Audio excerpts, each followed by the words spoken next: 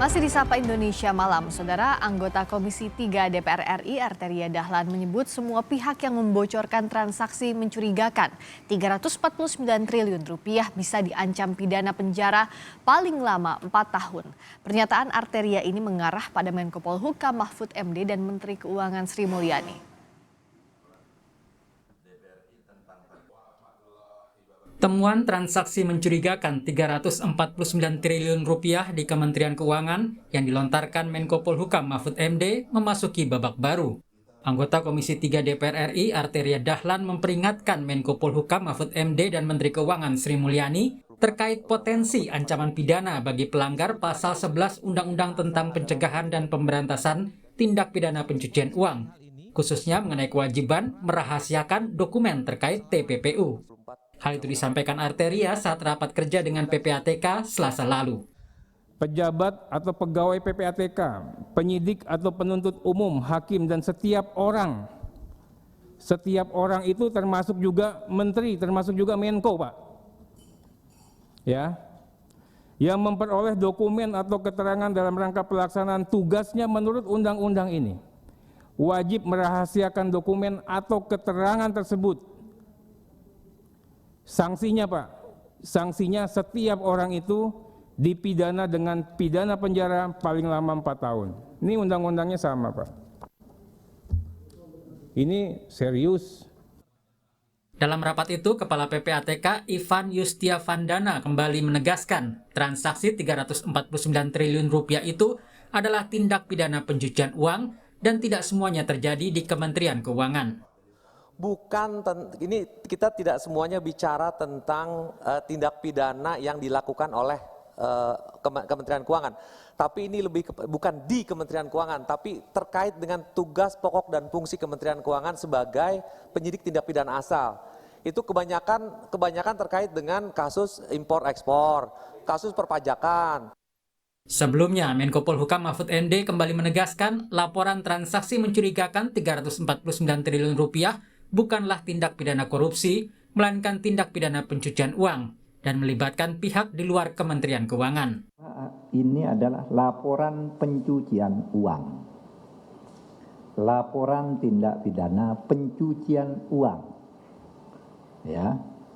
Memang jumlahnya besar.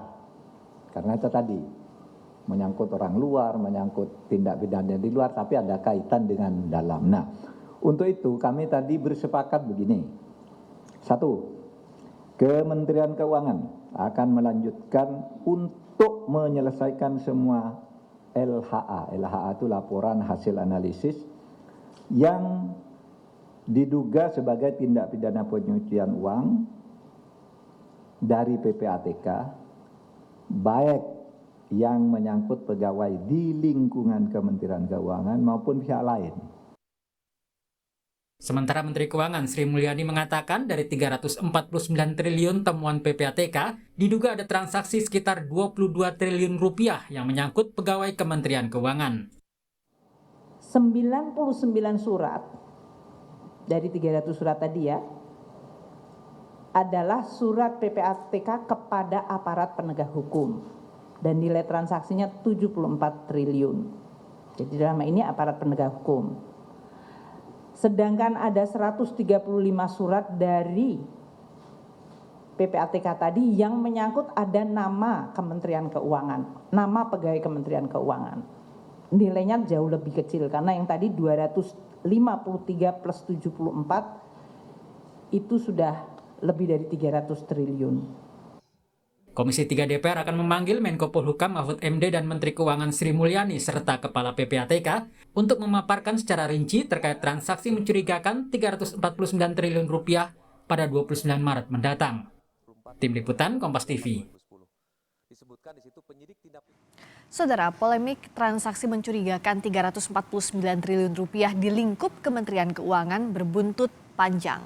Anggota Komisi 3 DPR RI dari fraksi PDI Perjuangan Arteria Dahlan memperingatkan Menko Polhukam Mahfud MD dan Menteri Keuangan Sri Mulyani soal ancaman pidana penjara terhadap pihak-pihak yang membocorkan dokumen tindak pidana pencucian uang. Mengapa diarahkan sampai ke sana? Kita akan tanyakan langsung kepada anggota Komisi 3 DPR dari fraksi Partai Nasdem, Taufik Basari. Bung Tobas, selamat malam, selamat berbuka puasa, terima kasih atas waktunya. Selamat malam, selamat berbuka puasa. Terima kasih Bung Tobas. Nah pertanyaannya begini, kan seharusnya temuan transaksi mencurigakan ini disambut oleh wakil rakyat, oleh DPR. Pertanyaan yang banyak muncul sekarang, kenapa malah ada peringatan soal ada unsur pidana loh untuk pembocor dokumen TPPU, Bung Tobas? Ya, kita di DPR sangat menyambut upaya untuk membongkar dugaan tindak pidana pencucian uang yang terjadi di Indonesia, ya. Oleh karena itulah maka kita mengagendakan untuk memanggil PPATK, kemudian memanggil Pak Mahfud MD, dan juga nanti tanggal 29 sekaligus juga kita mengundang Ibu Sri Mulyani selaku Menkyu, ya, yang juga sebagai anggota dari Komite Koordinasi Nasional untuk Pencegahan dan Pemberantasan Tindak Pidana pencucian uang. Ya, kita ingin mendapatkan kejelasan yang sejelas-jelasnya.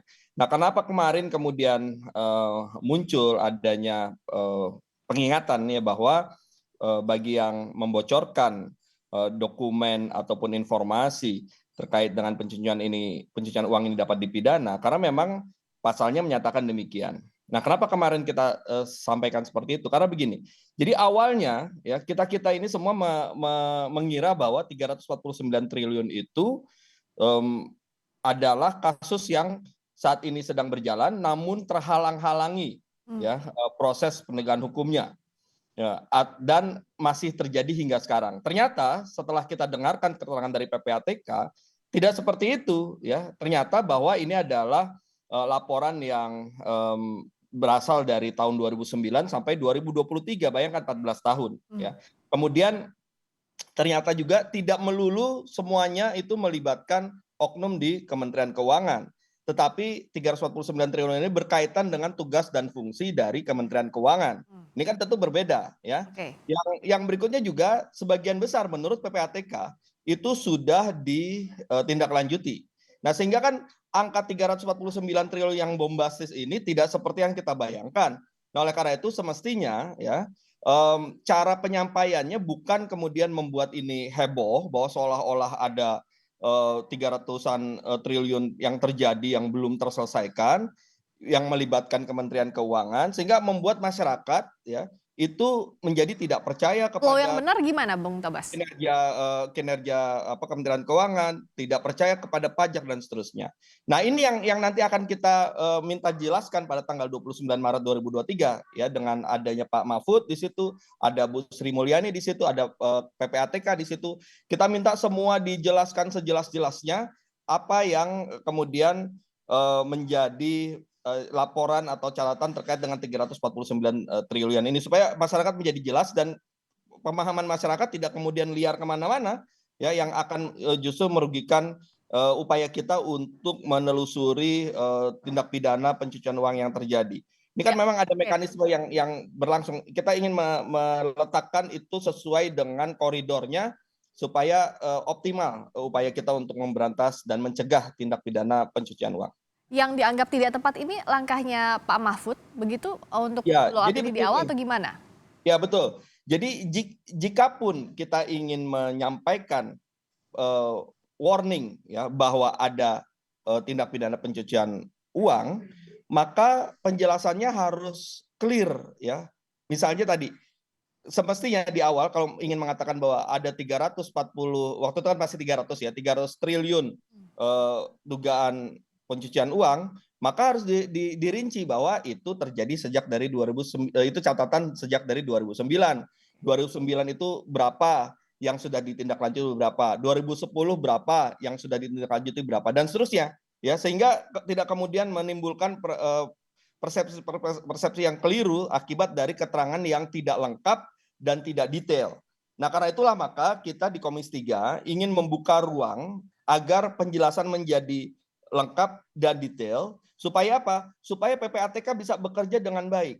Kenapa kita penting untuk mendukung agar PPATK bisa bekerja dengan baik? Karena begini, kerja PPATK itu intelijen keuangan. Oke.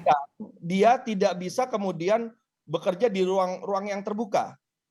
Apa yang menjadi tugas dari PPATK? Tugas PPATK adalah dia melakukan kajian, analisis atas transaksi keuangan yang terjadi di Indonesia.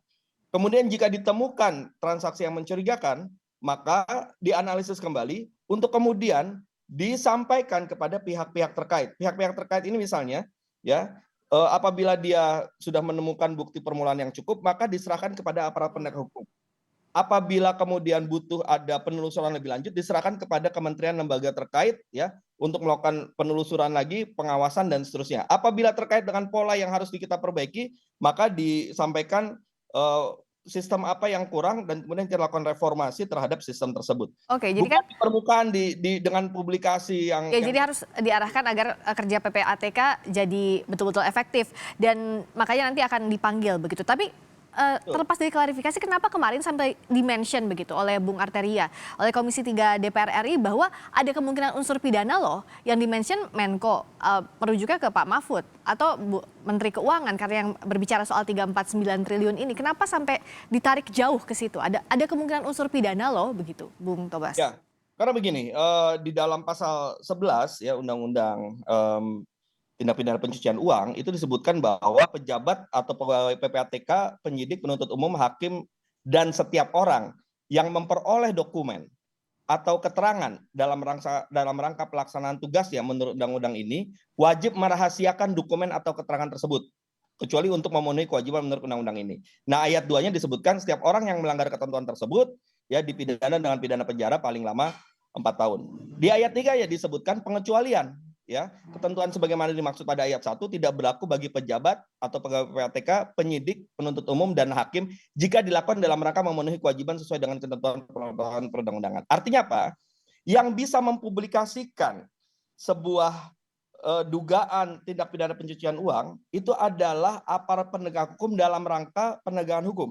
Oke. Kalau kemudian belum sampai ke sana, maka data tersebut, dokumen tersebut, informasi tersebut bisa disalahgunakan bagi orang-orang tertentu untuk melakukan misalnya menekan, memeras, menjatuhkan seseorang apabila belum sampai pada penegakan hukum. Oleh karena itulah maka ya jangan kemudian kita menyampaikan suatu hal yang masih prematur atau masih belum jelas ya, sebaiknya dijelaskan dulu, dikelirkan dulu, dipilah-pilah, disampaikan. Nah, mana yang dia kemudian berbentuk pada proses yang akan berujung pada penegakan hukum, itulah yang kemudian disampaikan, kita kejar dan kita kawal sehingga ada penegakan hukum yang berjalan. Dan ini nanti yang akan dikejar untuk tanggal 29 saat memanggil Menko Polhukam nanti?